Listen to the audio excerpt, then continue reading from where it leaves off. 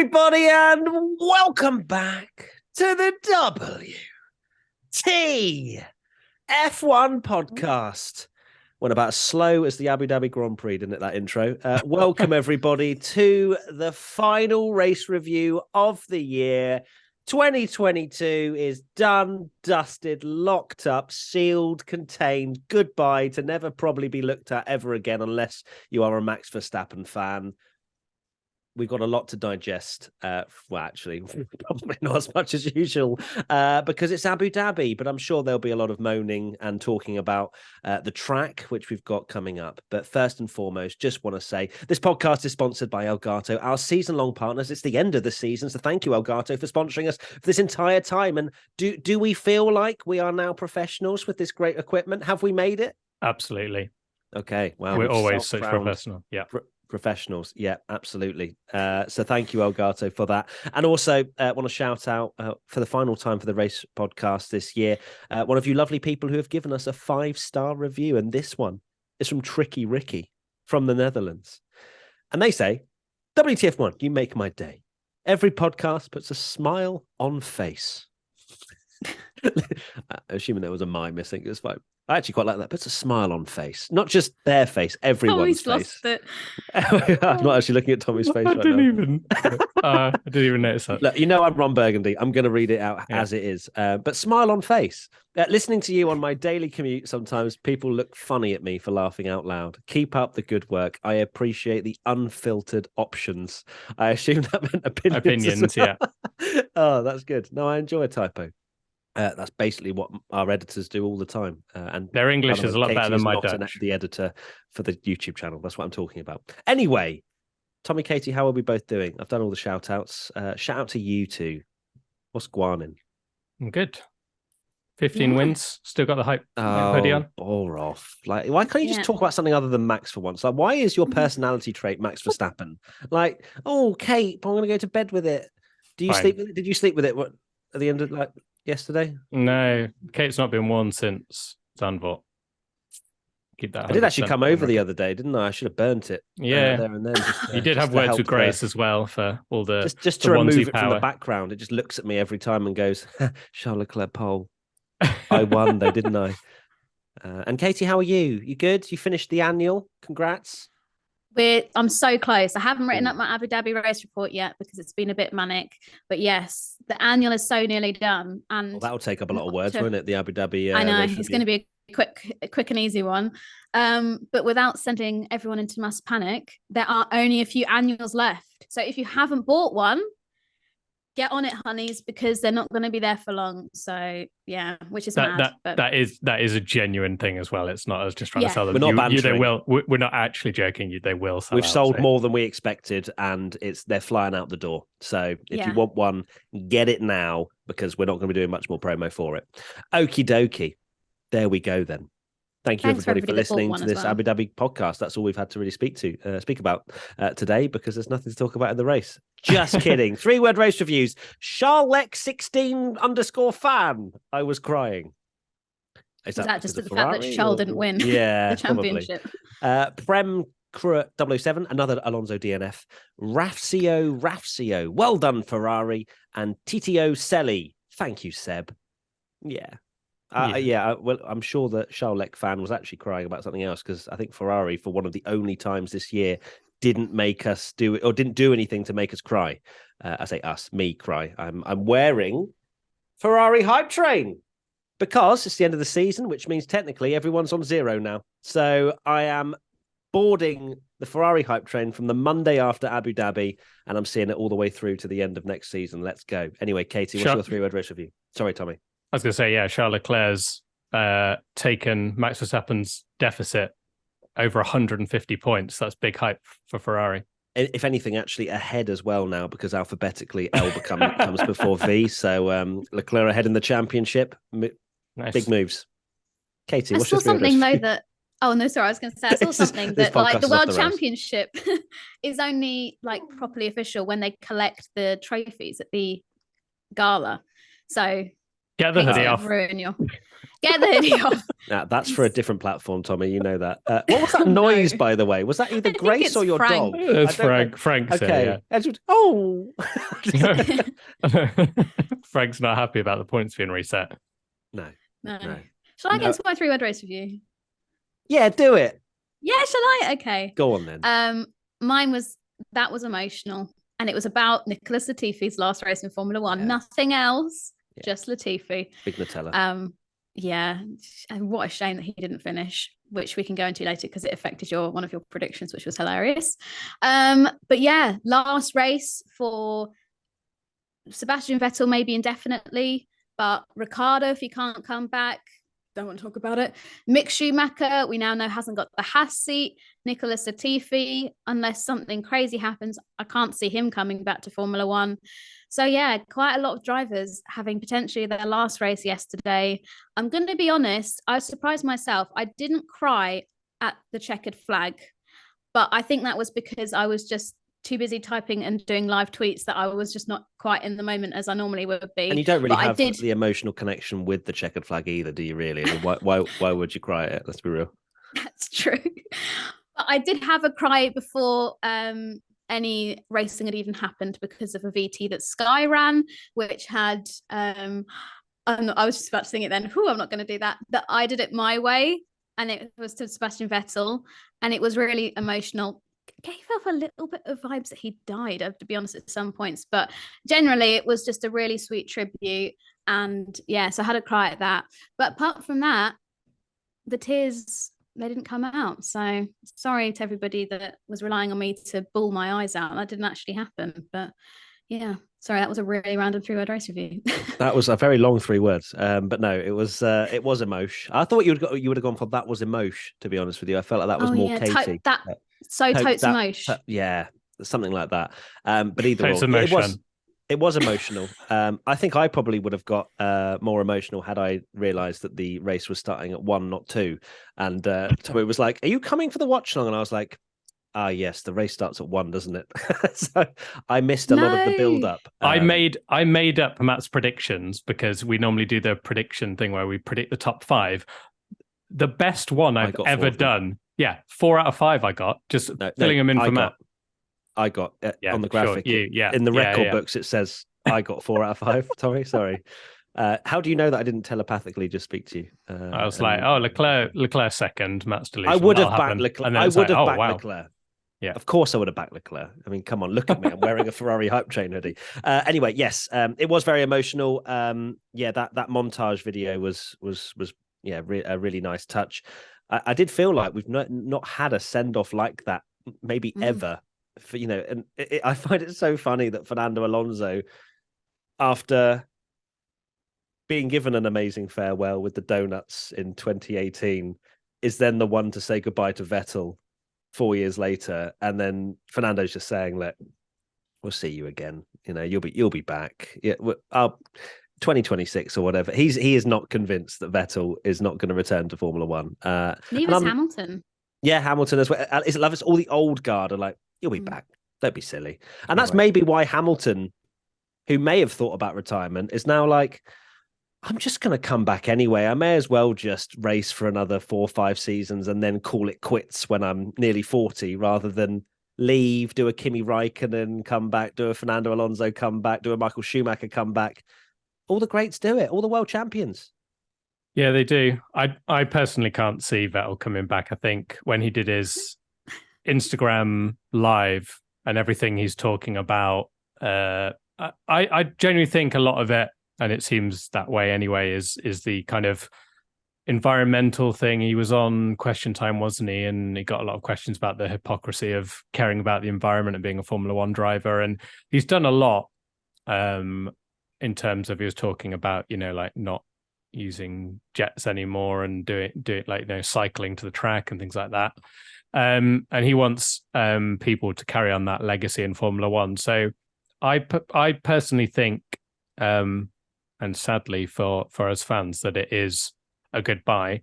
But back to Katie's 3-word race review. Yeah, the start I think was actually more emotional than the end. The end was really cool with the donuts. What a shame that the two drivers that you thought would be doing the donuts with him and getting that guard of honor back was Hamilton and Alonso, and they both retired.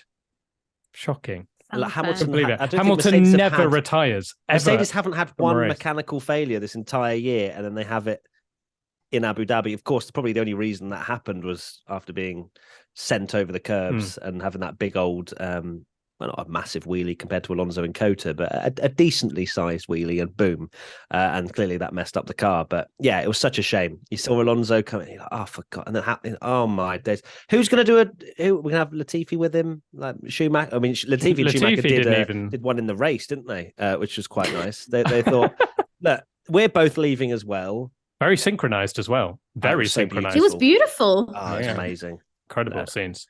And they both carried on. But we'll talk about Latifi's race a little bit later, because it was a good time, wasn't it, on the watch along? I don't know if you were watching along at the same time, Katie, but celebrated preemptively. Anyway, Awkward. let's keep talking about Vettel first. What happened with Vettel's strategy? I assume that's just a question we're asking ourselves here, and I saw it unfold during the race watch along that we do on Twitch, and I mean, both myself and Tommy saw it coming from a mile off. We're like, what's going on with Vettel here? He's on medium still, and he's losing time hand over fist. And he was fighting Ocon. And then all of a sudden, you blink, and 10 laps later, Ocon has made pretty much his entire pit stop back on Aston Martin and Vettel. And you go, not again, not now. Why? Why can't you just go with Ocon's strategy? Why do you have to do something different? Now, I appreciate maybe that, they wanted to make the one-stop work, but it didn't. And again, how many times this year, Stroll gets a better strategy than Vettel, and Stroll ends up beating Vettel. Well, yeah. I mean, I don't know. The owner, maybe. Not sure who he is. But it was catastrophic, and you could tell after the race as well, when Seb was interviewed about 4 world championships, he was still bitter about the fact that his strategy hadn't worked, and you could tell he was a bit miffed off. Of course, he'd just come out of the car, but that strategy was really poor. Yeah, it was shocking strategy.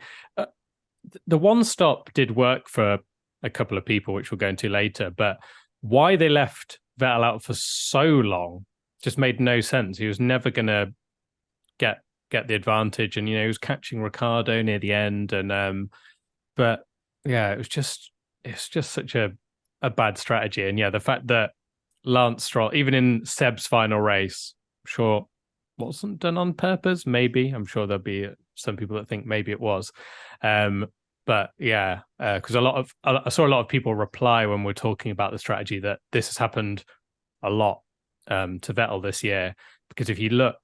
We say a lot, don't we, that Lance Stroll doesn't qualify particularly well, and then just out of nowhere he finishes the race in 7th or 8th, and you're like, what? How has that happened?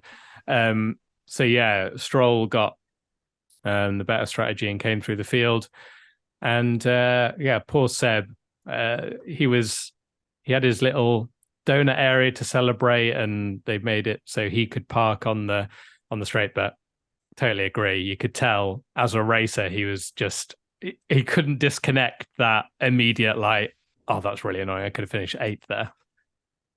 Yeah, no, it's a shame. And you could tell, like, when he came in for his one pit stop, as he left the box, there was maybe talks that he had knocked his pit limiter and he was speeding in the pit lane, which never ended up resulting in anything, which is good.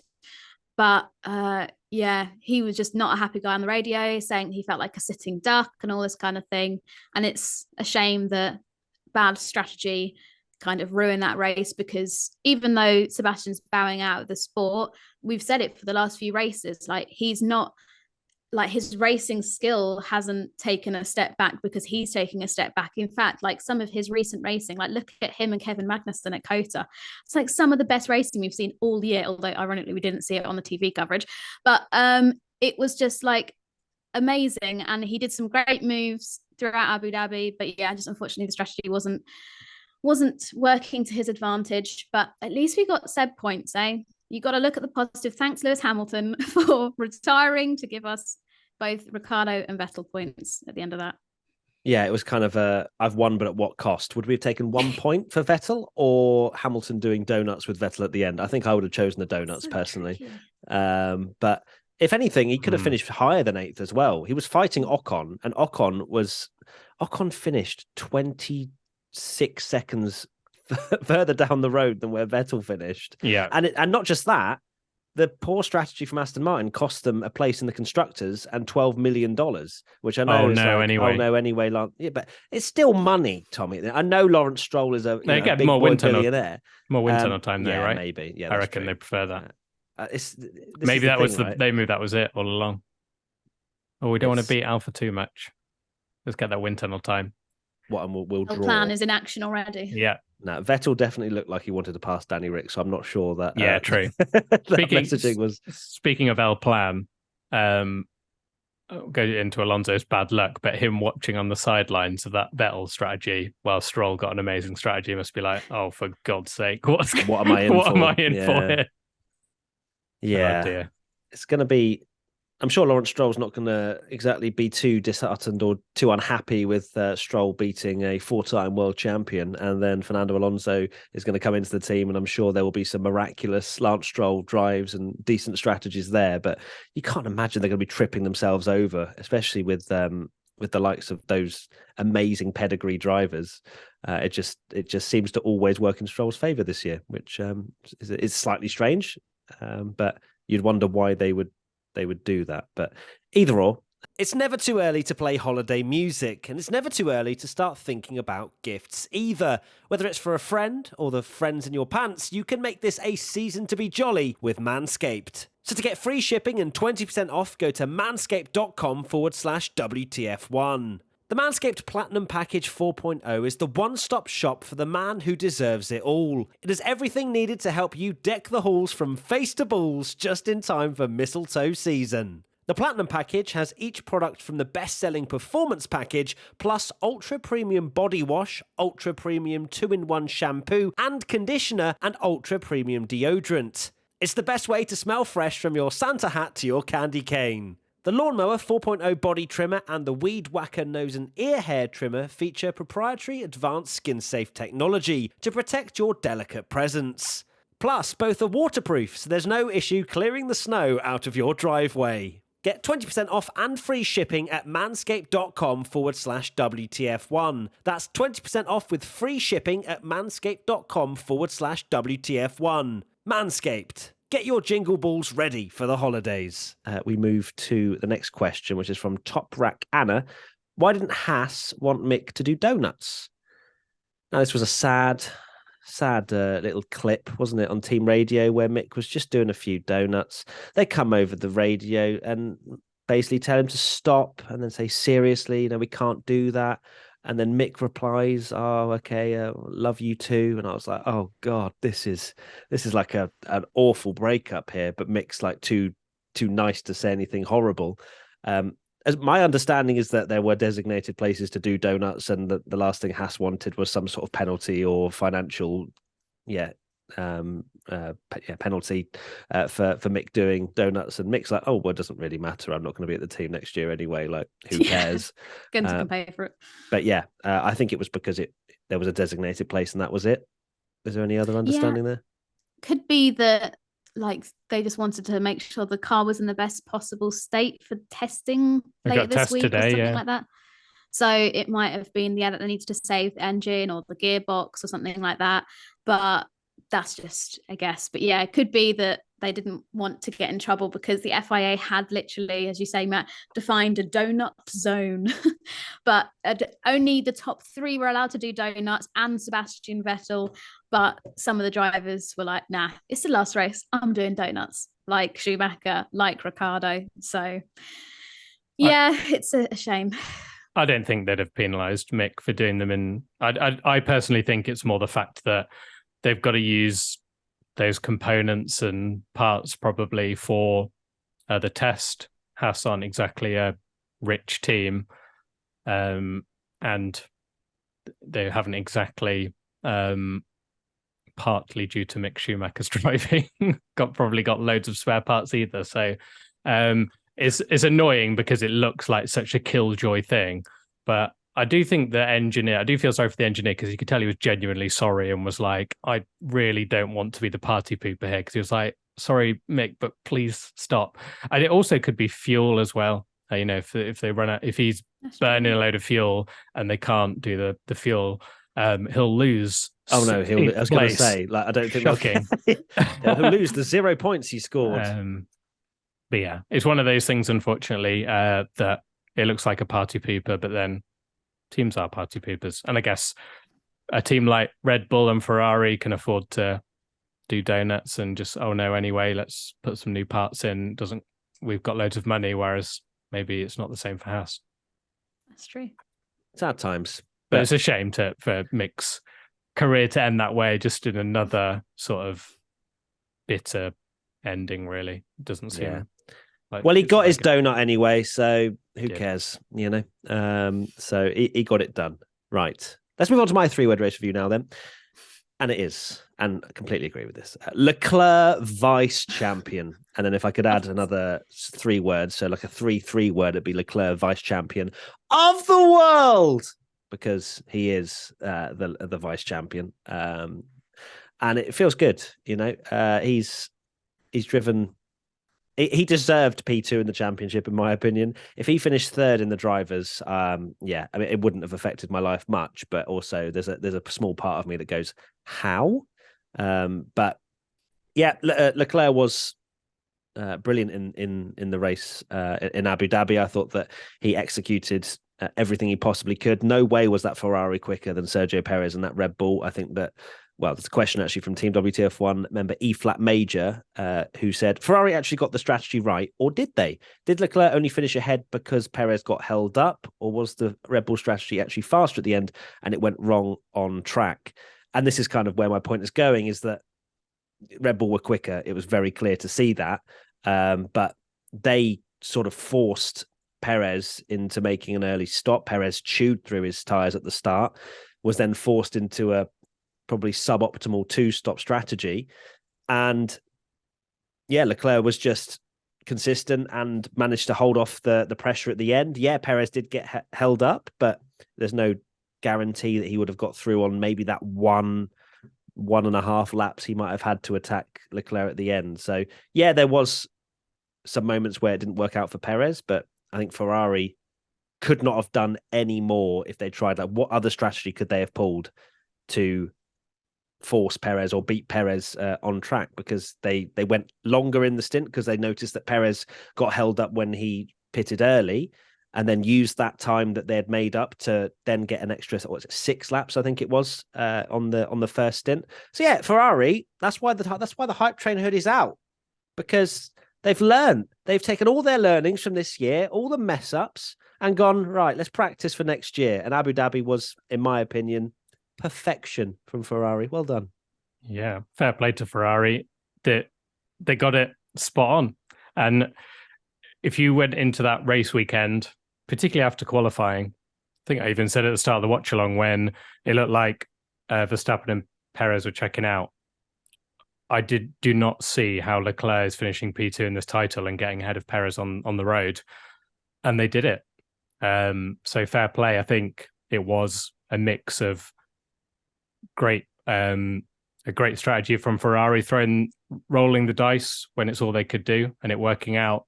And also, I think Leclerc just drove brilliantly. And even at the end, when Sergio got up behind him, Leclerc put in some fastest sectors that he'd done in the whole race and had a bit more on his tyres. So had Sergio not been held up a couple of times, and dare I say that I think a lot of it was his own doing as well.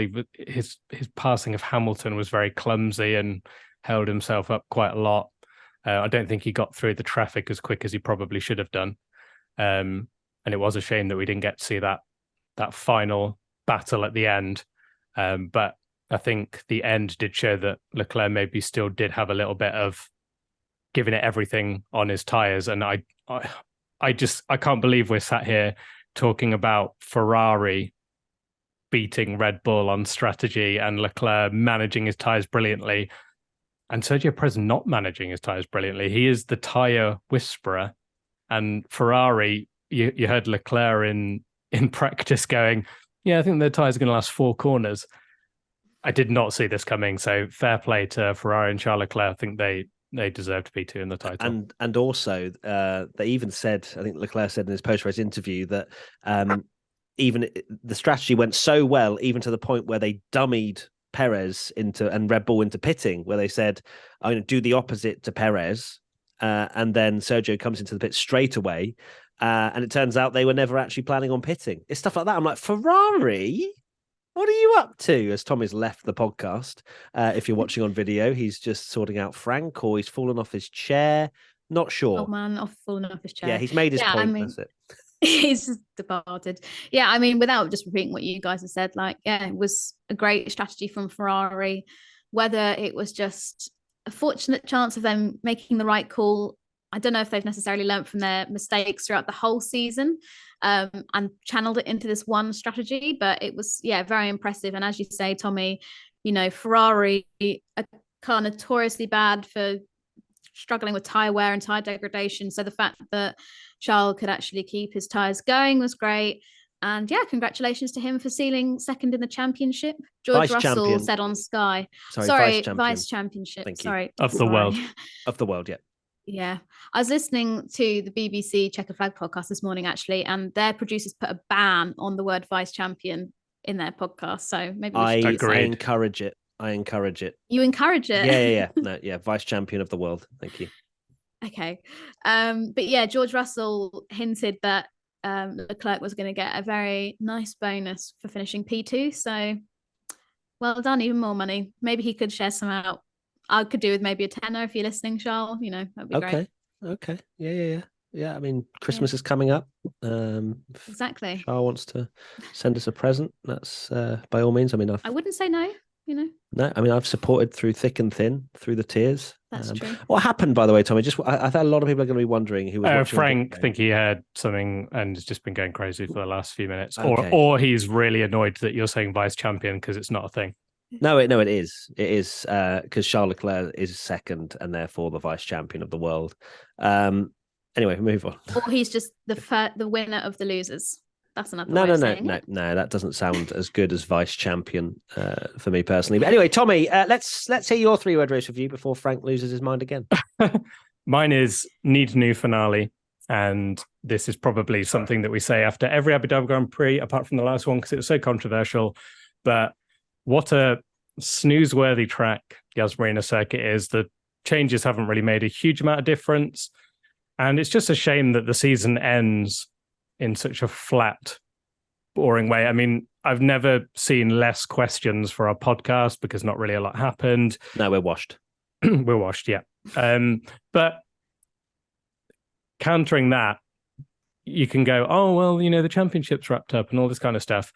Brazil, absolutely brilliant. We loved it. And it's a shame that this is just the way it is because money talks and it's signed a deal for a very long time to be on the calendar, but it's a shame that the season has to end for me on such a sort of, oh, okay, that was a bit of a boring race. Whereas, it just sort of like peters out on this track because not really a lot happens. I made a video which will be going out actually before this podcast. So if you've watched it, you'll have seen this. But I kind of likened it to when you're out on a night out, right? And the last sort of 15 minutes is when the DJ plays slow bangers for everyone to calm down and, just sort of mellow out. That's what Abu Dhabi is, in my opinion. Like the F1 are just calming us down. I'm kidding. It's because Abu Dhabi pay a premium, and that's the only reason that's there.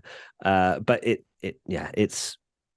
I mean, again, in this video that you may well have seen, I argue that I think the changes have made overtaking even like harder, especially into turn 9. It's too sweeping. There's not enough hard braking zones. The thing for me, right, and I say this in the video, if you've already seen it, I'm sorry for repeating myself, but I firmly believe this. The Formula 1 for good racing, overtaking, is a straight into a hard braking zone. Why don't tracks understand this?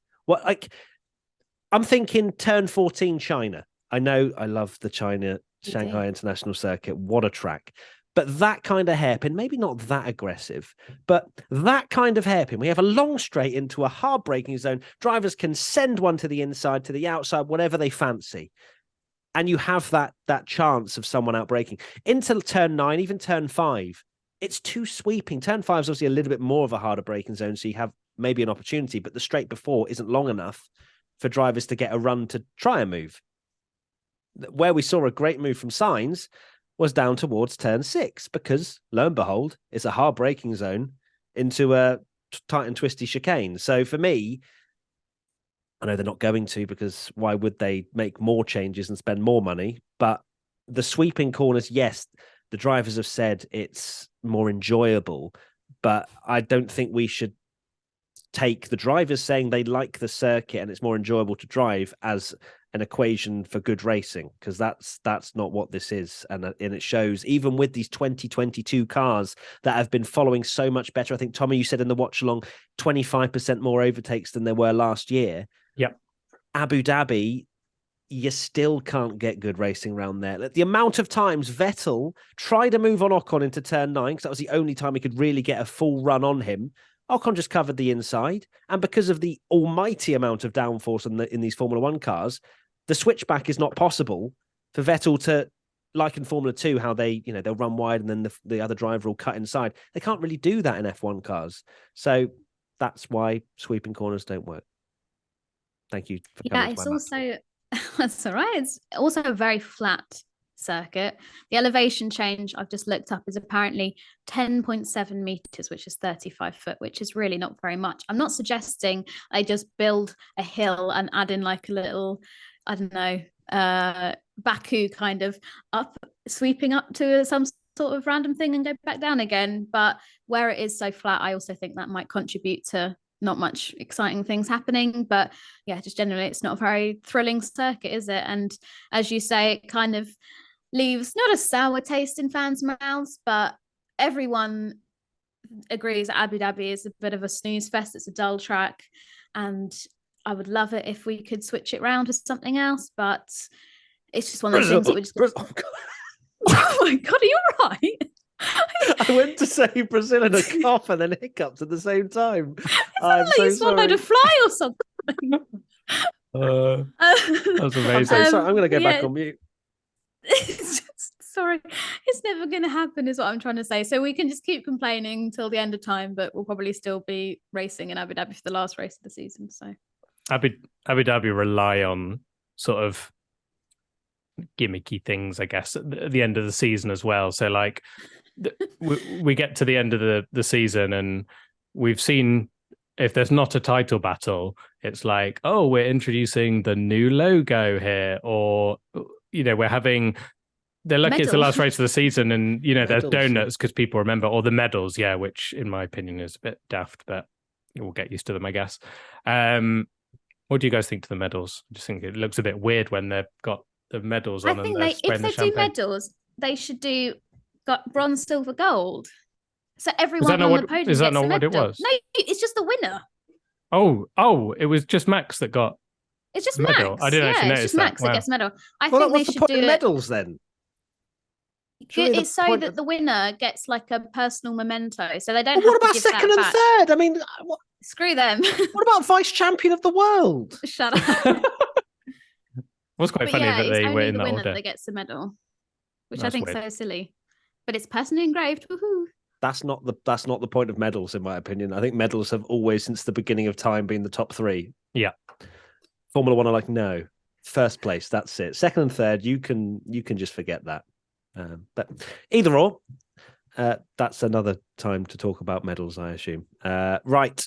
Question 0x Fusions. Do you think once Abu Dhabi's race contract ends, Formula One will purposely pick one of the American races, probably Las Vegas, to be the season finale? I feel any race, yes, even Vegas, can be more exciting than the Yas Marina circuit. Well, it depends. That's a good question. I think Vegas maybe not, because Formula One are putting the show on themselves in Vegas. They are fronting the costs and then taking the money back out by selling the tickets and yada, yada, yada. Whereas Abu Dhabi, as I mentioned earlier, pays a premium to be the finale. So I think Formula One will just take a healthy paycheck from whoever's willing to pay. I don't know when Abu Dhabi's race contract ends, or whether the difference between that and the premium that they pay is how long that's locked in for. I feel like it was a 10-year contract last year. Yeah, I thought that. It feels like it's going to be on till we're 40. But I don't think it's a case of Las Vegas because it's glitz and glamour in US. It just whoever bids highest, I think, will get the finale. Yeah, it's one of those things. Money talks. Okay, so it's secured a deal until 2030. So it could be possible that maybe Formula One do kind of promote the Las Vegas race. It's currently the penultimate race for next year, isn't it? Yeah. Is this? Yeah. Yes. Yeah, because they're back to back for some. Yeah, that's bizarre they're really close though, right? Really, really close. Yeah. Abu Dhabi and America. I think you could walk Brazil. there, maybe. Yeah. It's like Brazil and Abu Dhabi. Yeah. Yeah, there were smart moves from them. But yeah, it depends how much Abu Dhabi will be willing to pay.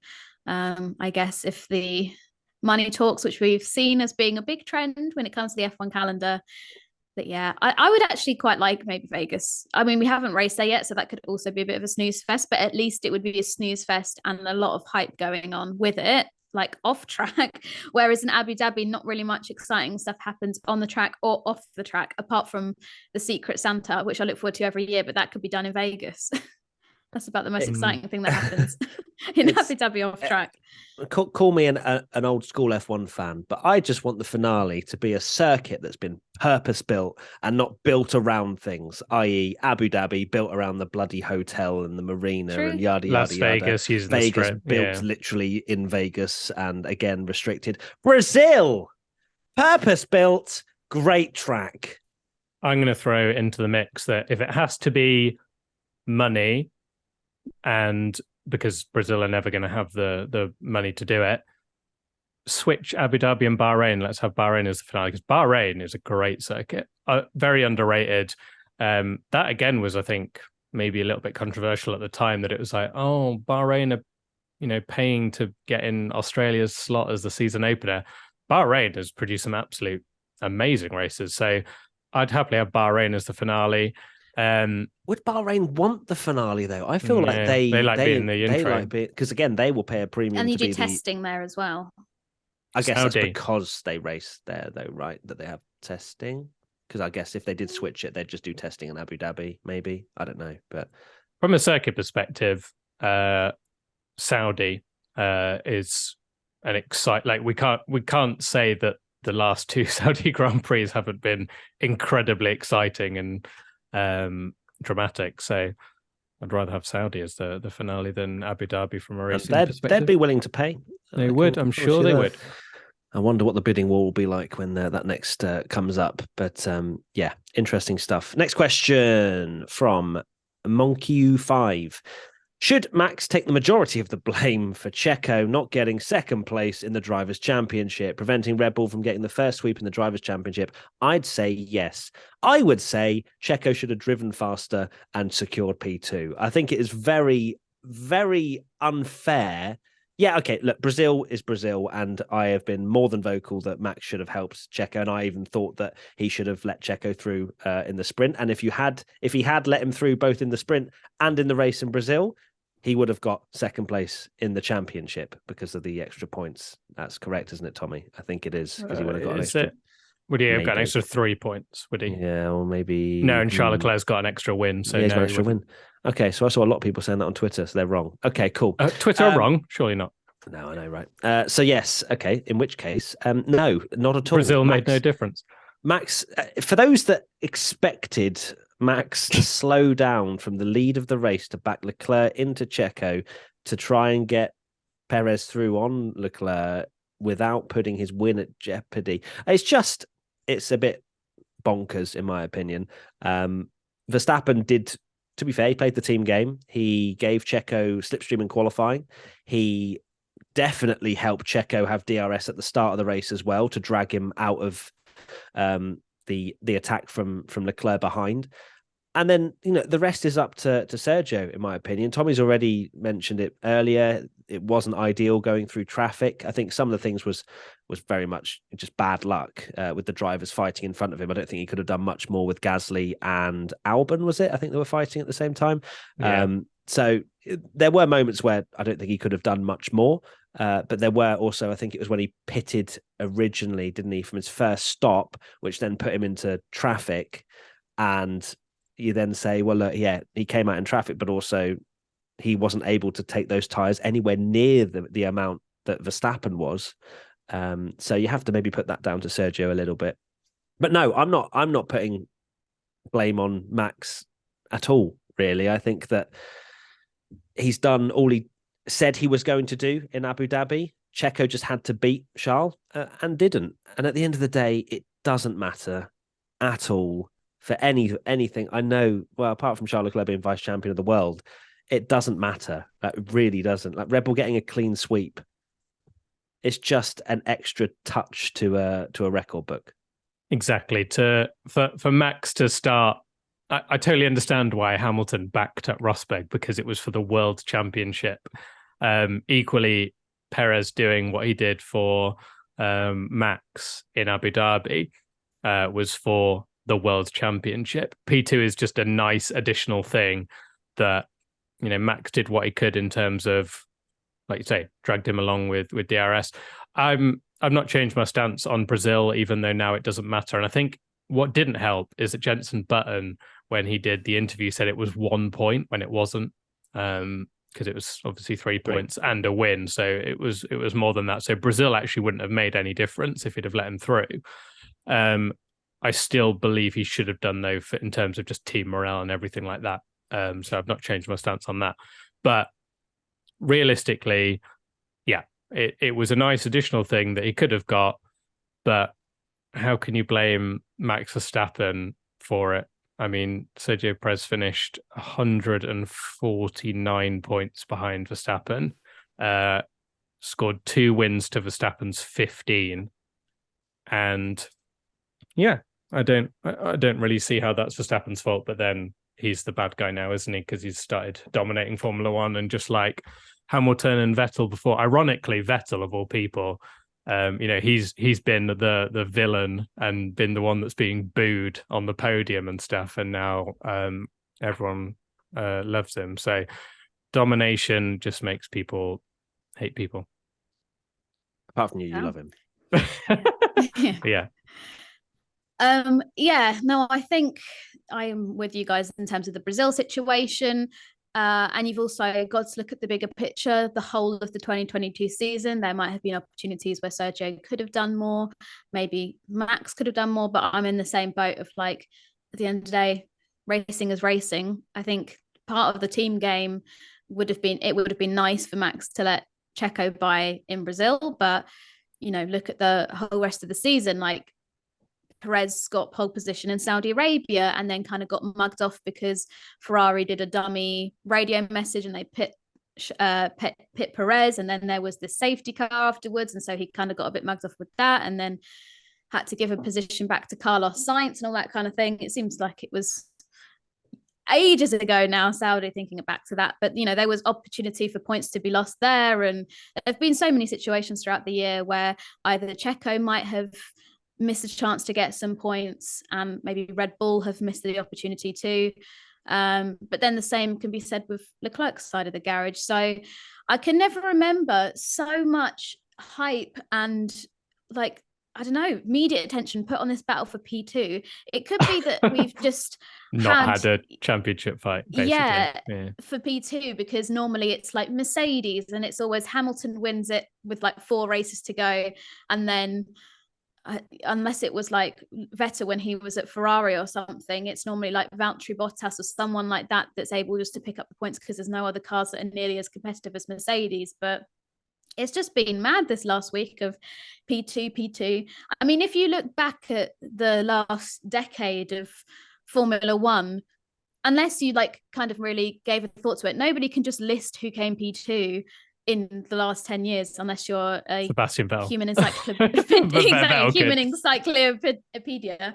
Yeah. But it's not that deep. No, it's true. No one will remember it, particularly obviously if Charles Leclerc ends up winning a title, which you hope he would with his talent. So it's just one of those things, like you say, it's nice.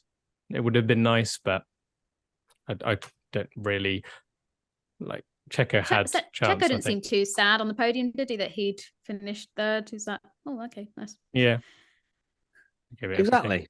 But I would also blame the graphics and the battle for P2, which came up from about Japan. Who will be vice champion? I think it was very much like just as something, some sort of narrative that we can all get our teeth into. And we took the bait and we chomped that up. So, but it was fun. It was just a bit of fun, and Leclerc came out on top. Next question. Robbie Chen, 29.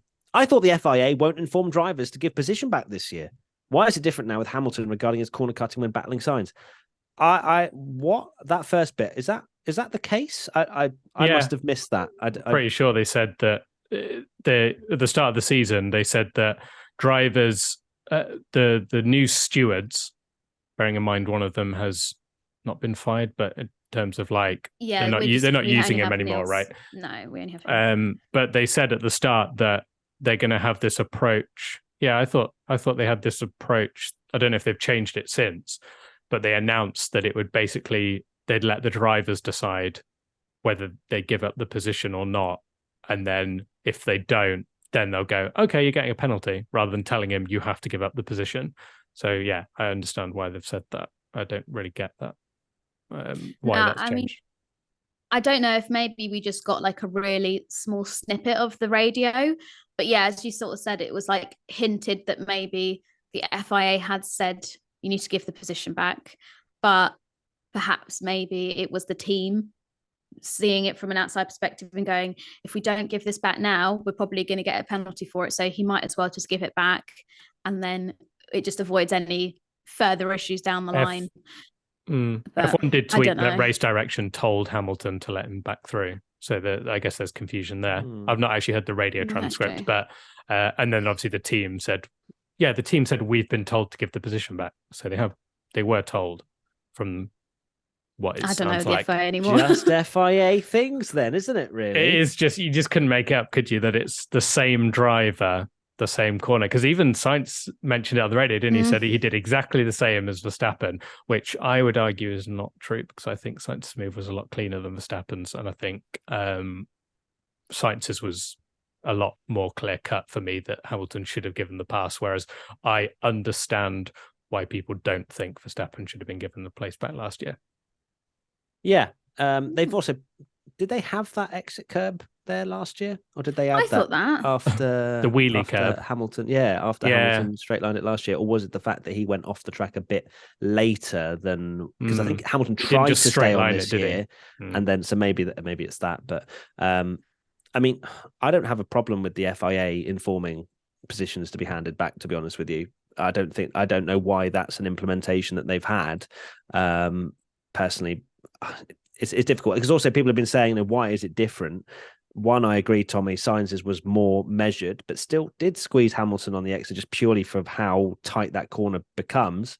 But also because the overtaking rules have changed slightly, and maybe that's another reason why the outcome was different to what happened with Verstappen and Hamilton. But either or, Hamilton gave the position back, and then it was no further action, which I don't mind. I would prefer that than drivers being slapped with 5-second penalties. I'd rather they be informed and then they can just continue to race, rather than someone being slapped with a 5-second penalty and all of a sudden that battle is over. Cool. Good chat, everyone. I was waiting for Katie, but yeah. Oh no, I have nothing else to say. Okay, cool. You can tell it's the end of the season when I just say something and then neither of you respond. Silence. Just agree, disagree, hate me, like no. I'm sorry I can't end this season with another FIA rant, but I'm just done. I've got nothing left. Cool. All right. Good. I think they played it perfectly there, and I think that should be the way they do it moving on as well. Yep. Well done, FIA. You did something right. Next question. GA_R. FIA did something right. What's going on? What is this world? GA_R 1997. Did Alpine low-key put a 2017 McLaren Honda engine in Alonso's car? Yes. Yeah, not even low-key. He I mean, we listed all the problems he'd had. Maybe it was a podcast or two ago. And he has another problem this weekend. It's just Fernando Alonso's luck this year has been absolutely disgraceful. I would have loved to have seen what he could have achieved had he just had half the bad luck. Times like Australia qualifying and things like that. If we go back all the way to then, and yeah, it's such a shame because Fernando clearly has shown that he has still got the absolute minerals that we suspected. Tick off your bingo card. And next year, I fear that it could be one of those, if Fernando had stayed at Alpine, what could he have done sort of thing? Because Aston Martin, as much as they were a lot better in Abu Dhabi, generally speaking, their season has been pretty poor. But let's see. Did Alonso sign for the paycheck? Did he sign for better reliability? Or did he sign because genuinely he believes that Aston Martin are going to be better next year? We'll have to wait and find out. Or doesn't want to race Ocon anymore. I think all of the above. Fernando's luck has just been poor. For me, he's been one of the drivers of the season, and his points don't show that at all. He's finished 9th in the championship, which is, I mean, you can argue that the championship, the top 6 are locked in anyway, with the gap of that those top teams. But yeah, the fact that he's finished 11 points behind Ocon when his car hasn't worked. No discredit to Ocon because I think he has been underrated this year. But Alonso's car, just the amount of failures, like you say, you listed it off in Mexico, and now the fact that it got into the final race, and again he's had a problem. It's just unbelievable, the poor guy. But said it on Hot Takes Wednesday that the move for me is actually looking better than you would if you'd have asked me when first did it. I thought it was absolutely ridiculous and stupid, but I think it's a good move now. Yeah, it's hugely disappointing to see his season end like that. But then at the same time, it couldn't have ended any other way, could it? I know that there was a meme that I think you shared, Tommy, of what somebody had made the donuts that people did for him in 2018 on the Abu Dhabi Straight, and they had redone it and made Alonso's engine on fire in 2022. And sure enough, it happened. He had this failure. It's just how his season has come to an end. It's just almost poetry that it had to end like that. But hugely disappointing for him. I've seen pictures that he's already just chilling with the Aston Martin garage, scouting that out today. So clearly he wants that chapter to end. I just knew social media would be a cesspit after that, especially the Alpine tweet they put out to say that Fernando's had to retire from the race. Some of the replies to that were pretty disgusting. And it's not the admin's fault on social media that their car has broken down. Obviously, they don't want it to happen. They still managed to secure P4. But at the end of the day, like, the people that are at Alpine are not doing it deliberately. It's just unfortunate circumstances. But yeah, I'd be interested to see how many Twitter followers and social media followers Alpine lost after that happened to Alonso yesterday, because I think a lot of hardcore Alonso stands were just like, right, that chapter's ended, unfollow, block. You saw that same video that I did on Twitter, didn't you, of that Stan Alonso account that literally unfollowed. Yeah, there was literally an Alonso Stan account. Because my brother literally did the same as soon as it happened. Wow. He was like, unfollow Alpine. There was quite an engaged tweet that someone was like, right, cool then, thanks so much Alpine, unfollow, goodbye. It's mad to think that Alpine are the team, albeit with a different name, that Fernando won his 2 world titles with, and it's ending this badly. It's mad. Renault was always that team that he could come back to. He fell out with McLaren and returned to Renault, and they took him back, and it's ended extremely badly. And speaking of ending, said, didn't he, in the pre-race interview with Ocon, I think we mentioned it was on the watch along, where he was like, I can't wait to leave, basically. And Alonso just doesn't even hold back, does he? He's just like, bridge burning, lovely, torch, flamethrower. Yeah. And now I've got to buy Alpine merch, for God's sake. Head to toe. What were you going to say? Everything. Speaking of, was that what you were going to say? That was what I was going to say. Cool, I can't believe it. So head to toe, what does that mean? That means a hat, Thanks, I reckon Danny that Rick. means sunglasses, if there's any sort of No. Alpine What about Alpine ear scarf, defenders? Alpine I'm t-shirt, hoodie, trousers, I'm underwear, going to set up a socks, GoFundMe because I'm going to be bankrupt after this. shoes. Maybe said socks, What bracelets, else? jewelry, or something. Bracelet, if they have it. jewelry, watch. Yeah, Oh, Look for maybe a at the God's Alpine necklace. store and see what there is. No Christmas present for Grace. Yeah, Alpine earplugs, Alpine headphones. Could you get a cap and a beanie? Oh, they do body warmers, so you could have that over your Hello, hoodie. body warmer. Lovely. Oh my god, they do bedding. It's so annoying as well because I'm Bedding. not that fan that's like gonna unfollow Alpine, but at least if Alonso had stayed, I'd be like, that's fine. Alonso Yeah. fanboy got some Alpine match. You might get it discounted. There might be a sale. And For Alonso, God's sake. yeah, you'd have to find a discounted Alonso sale. Oh. Yeah. That's all right, mate. Put it on expenses. It's fine. It's They do part of trainers. They have the shoes. WTF1. Yeah. Katie, shush. Stop! back for You're blank hurting my shoes. bank balance. Here. And they're on Stop sale putting from more things- 130 euros to 78 euros Well, look, just for a Tommy, pair of shoes. Tommy, when They you do should... a bag. They have a tote bag, Oh, a bag as well. Yeah, that's Oh. good. a for magnet. You God's have to get a sake. magnet and pens and a lanyard. You have to buy the lanyard. Well, look, okay. Umbrellas? Yeah, lanyard, yes. Umbrella. Do you dress in an Sunglasses. umbrella? Probably not. But either or, Tommy, well, maybe, right, You're on gonna be this so podcast, broke. you shouldn't be so flamboyant with your little, oh, no one's ever going to break into the top four. We need to find that clip. Yeah, thanks, and Danny play it Rick. On social media. Racing yeah. one car this year. Really, really His appreciate mask. that. Sassy Tommy's coming out now. Here we go. Come on, let it all out. Okie dokie. Well, there you go. Tommy can figure out what he's going to sort out for Alpine merch. And we now get into, hopefully, Tom Bellingham with his guitar ready to... No, I haven't had time. Oh, for... I'll what do you the mean end of you haven't season one. had I've had time? COVID. Oh, I've had COVID, which means you'll be laying had a in whole bed thinking season. about the riffs. No, or you only whatever they're told called. me the last race that I needed to do it, right? Nuts. No, we didn't. We said rubbish. that weeks before. That's Well, absolute rubbish. okay, end We of probably season. said that about in the US. Okay, we're doing an end of season ABCDF1 anyway, and I End of realized season podcast. Yeah, that I was okay. like, oh my word, I've totally forgot. You've forgotten. I Okay, need, well, I need that to is record that's a and all pact sorts. Okay, You have to do it. I will do it. And I've got more time now. In the There's no Alpine racing. What did you left. go to university for if you're not even going to apply your musical talents to your current job? Huh? I know. Jeez. Right, that is your homework, Tommy. End of season. You have to create something or other. Okay. And this one's a good one anyway, so it deserves to be played. Okay. This one's from Mike. MO Goalkeeping. Love your work. I've been inspired by your recent jingle, so decided to put one together myself. I have zero audio skills or experience, but I have iMovie, so thought I'd give it a go and have a bit of fun. Hope you like it.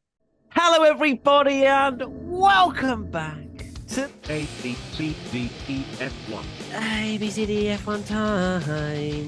ABCDEF1. ABCDF1 time.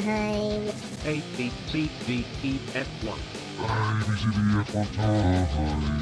ABCDEF1.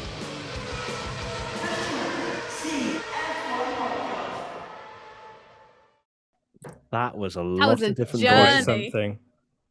What was the name? Sorry, Mike. Mike. Thank you, Mike. Mike, for whatever that was. That was that was impressive, and that was the final race jingle one. So thank you very much, Mike, for that.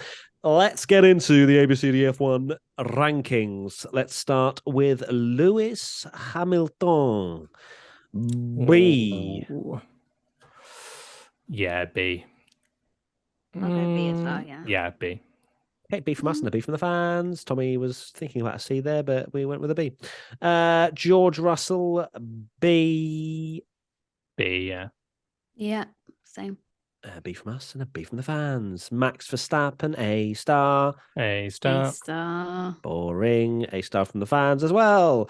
Sergio Perez, B. B. B. You thought B about from an A us and a B from the fans. Checo fangirl was A trying to come out star. Yeah. Charles Leclerc, A star. there. A star. A star. Oh, you were going to give him an A there, weren't you? You were thinking about it. I think can he was see more of an you. A star than Max. Has to be said. Yeah. I don't know how. He I don't know outperformed that how. car. Yeah, definitely. Did not see that coming, even though I put it in your prediction. But My prediction, you mean? In the record books, it says it's my prediction. A star from us and an A star from the fans. Well done, Charles. Carlos Sainz. B. Oh, Carlos. Yeah, just not quite there. Yeah, we'll go with a B. Yeah. He was Yeah. 24 seconds off Verstappen at the end. Finished, 16 behind Charles? Yeah, it's a B. B from us and a B from the fans. Lando Norris. A. Oh, realistically, so close. He What more could he have done? He got fastest lap, A star. He got fastest lap in a McLaren without pitting late either to just get fastest lap. He genuinely got fastest lap. Just with a decent strategy. It's annoying because the midfield cars, it should be like A star should be reserved for a podium, but they're never going to get it because this season is just terrible at that. So I think, no, he only finished a second ahead of Ocon. Yeah, that's what I was thinking. It's an A. I'm going to go A. Yeah, it's not an A star quite. It's a high A. Yeah, okay. One last time. Are you sticking with an A star, Tommy? It doesn't matter, but no, actually, if he was only if he was that close to Ocon, then fair enough. Yeah, A from us and A from the fans. Daniel Ricciardo, B. B. Well done, B. B. Well done, B. B from us and a B from the fans. Fernando Alonso, B. A star for effort. But yeah, it's probably got to be a B. A star for being Vettel's rear gunner the entire race and then his car exploding. It was so cute though, and Alonso was like, didn't "We're he? starting next to each other. I'll look after him." I was like, "Oh God!" He did He as said well. he said he wouldn't attack him on the centre. first lap, but then also I think he was very tentative to make a move at all. Really, he was just chilling. I was going to say something that, as an Alonso fan, would have actually hurt myself. Friendly fire. I'd have said he's had a lot of practice just sticking behind a car at Abu Dhabi and not being able to pass. Ouch. Wow, nice championship. Ouch. Vitaly Petrov. Okay, so B from us and a B from the fans. Esteban Ocon. It's going to be an A from me. Yeah. Best. Yeah, an A. But can we take a second to talk about the fact that he's changed his name on his pass to Esti Besti? Wow. Genuinely. Has so he? When he goes, it goes boop, boop, boop. When he signs in, it says Esti Does what, sorry, Besti. Kitty? And What noise does it make? boop, boop, boop. And also, apparently, he's been doing his signature as Esti Besti as well. Oh. Which is Who came up with Esti Besti? Where's the origin? I just like to say it was not from me. Everybody Yeah. thinks I made it. I haven't made it. I just call him that, but I don't know where it's come from. You just brought it to the TikTok. masses. Yeah, I mean it's just a nickname, so I don't want to take credit. I don't want people to go, "Oh, Katie's saying she made it up." We've not didn't. Like, I'm not saying I did. She says it off when she's off air, but it's fine. I want all the proceeds of the merchandise it's made. But we have adopted it on this podcast. Absolutely. And Ocon finishing the season exactly how he has been pretty much this whole year, just picking up lots of points, being very consistent, and I think he's had a great season. So it's an A from us and a B from the fans. Come on, fans, Jesus. Pierre Gasly, D. Why did they put him on the softs at the start? He was the only one. They both tried the softs, didn't they? It's very weird. It was on the softs as well, for goodness sake. Really Maybe they didn't have fresh, I don't know. Very strange. AlphaTauri, just rogue strategy, standard. Yeah, D for Gasly. Yeah. Sonoda started on the mediums. He was soft. He was on softs at the end. Oh, at the end. The only other, and I think it was only the AlphaTauris that went softs. Zhou went soft at the end, apparently. Yeah. So, I don't know. Qualified 17th as well. Yeah. Well, me and Tommy have given D's anyway, so I'll be giving a C if Yuki Tsunoda gets an A star. That's fine. Fine by me. Okay, this isn't like, can't be bartering for other grades. Come on. D from us and a C from the fans. Next up, Yuki Tsunoda. B. B. I reckon he would have got points if it wasn't for and he wouldn't He'd have overtaken Vettel, but he didn't want to. He was thinking of Yeah, the 5.5 seconds behind finishing at the end. He was just giving him a wide berth, was he? 5-second gap. Yeah. Nice. Just in case of an What a accidental cutie. dive bomb. Cutie Yuki. He was I watched the race back and just was on Yuki Tsunoda watch to see how badly it went. And he was on the back of Lance Stroll through the whole first stint, and then just AlphaTauri things, just the worst strategy ever. Finished 11th. Because they were Sebastian 9th, Vettel would weren't like they? a word. Yeah, true. But AlphaTauri 9th in the constructors, that is shocking. Horrendous. When you think last year Pierre Gasly was like Mr. P5, he would always act like slot in a P5 in quali or be best of the rest come the race. Yeah, what a step backwards. And before AlphaTauri just want more wind tunnel time because their sister team doesn't have as much this year. Next year even.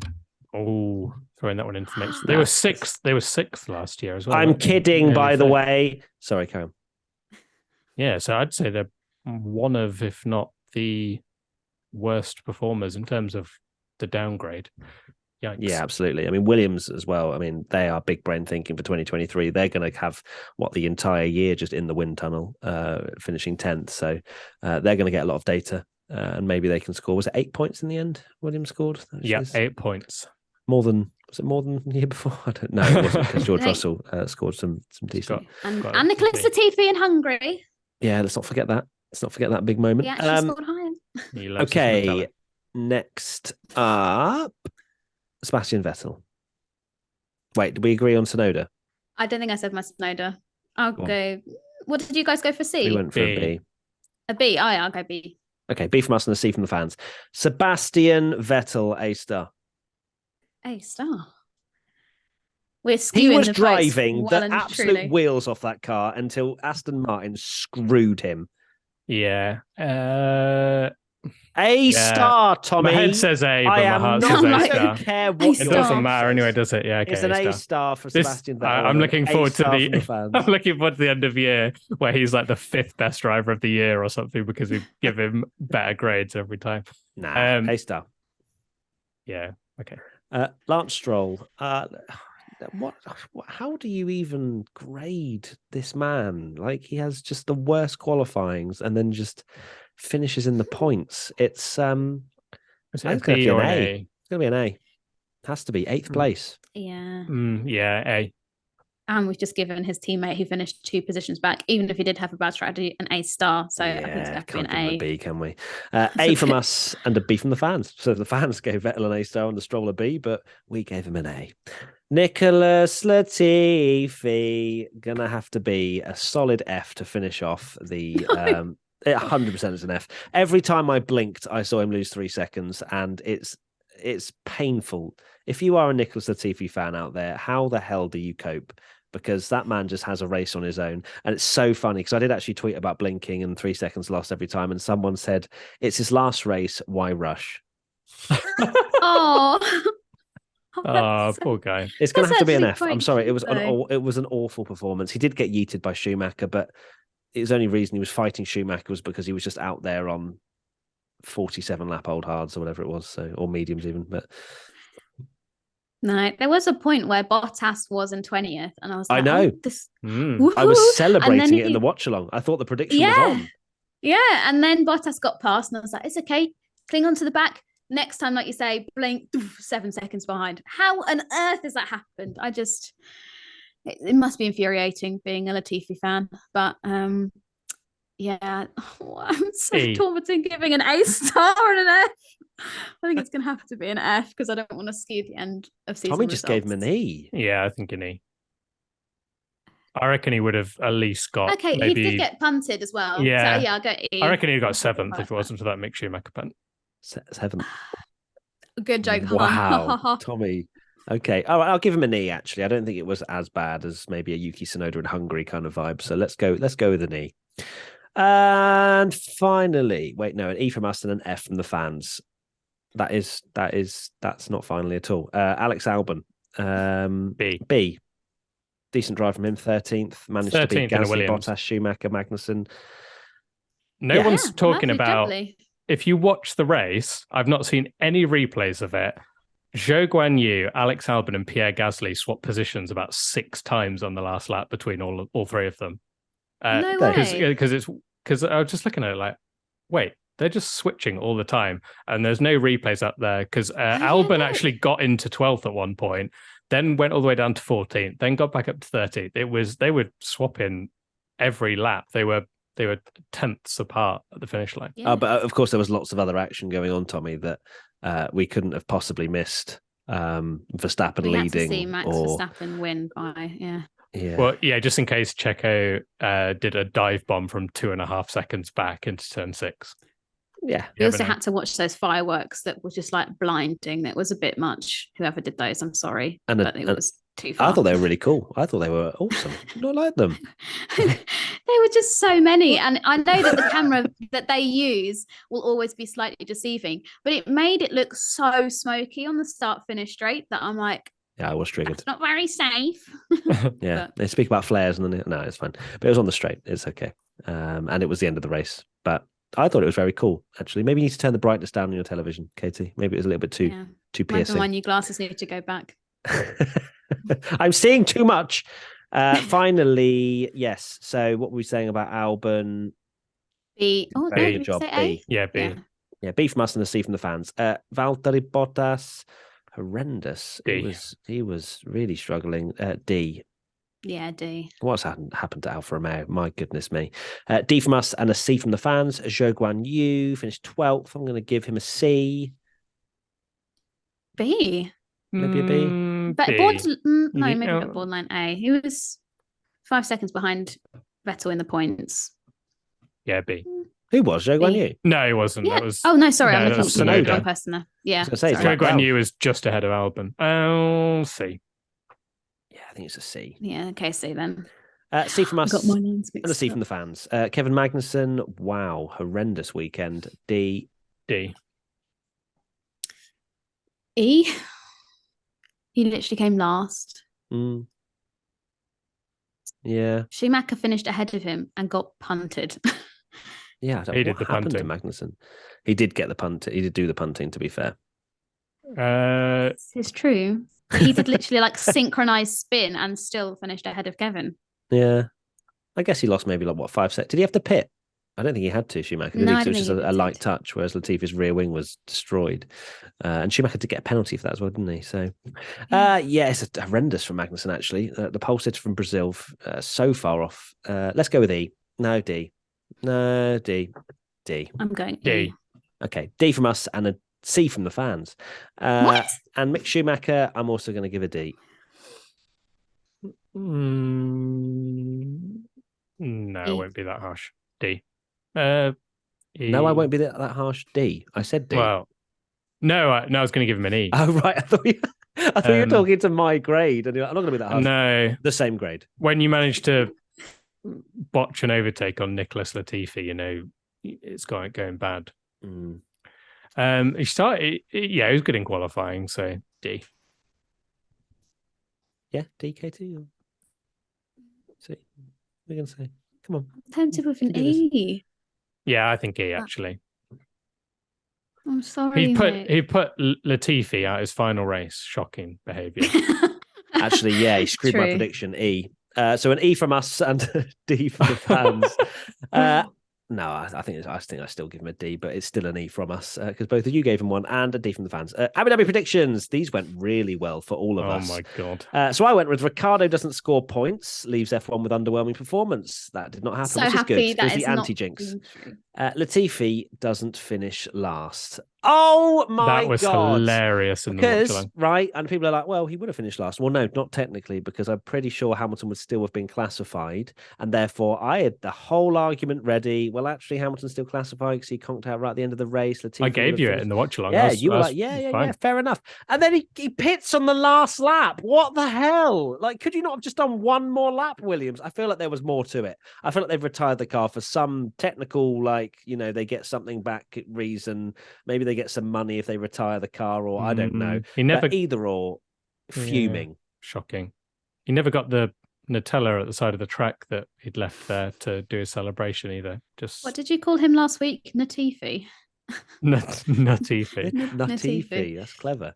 But yes, so I went Latifi doesn't finish last, and I thought this is it, this is my moment. And then he retires on the last lap, and the Twitch watch along went up in absolute laughter. So yeah, good stuff. 0 points for that. And my bonus one was Charles Leclerc and Sergio Perez make contact.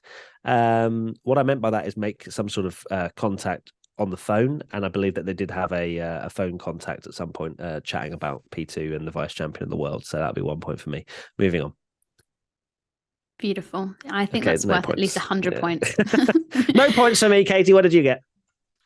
I said donuts from the grid for Seb. No, it was not wasn't for Seb. It was donuts. They'd finished, and Seb came on his own.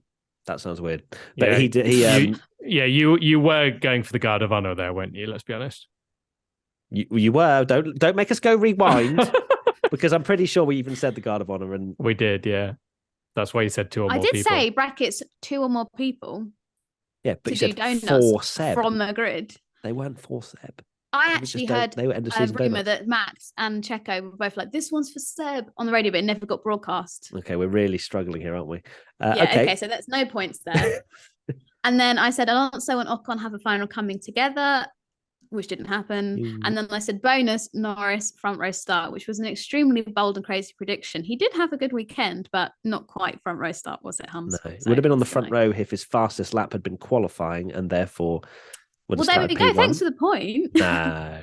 And Tommy, what about your lovely points that you've scored? Yes, I went for Hamilton win, which didn't happen. The record has gone. Can you believe it? I know, win record. Bye-bye. And Sebastian Vettel DNFs, which I'm very glad I didn't get a point for. Instead, it was the other two that were going to do the burnouts with him. And my bonus prediction was that Latifi would have an identical crash at the same corner as last year during the weekend. And when we saw that camera shot just cut to it, I thought I'd put an absolute blinder, but it was a different corner.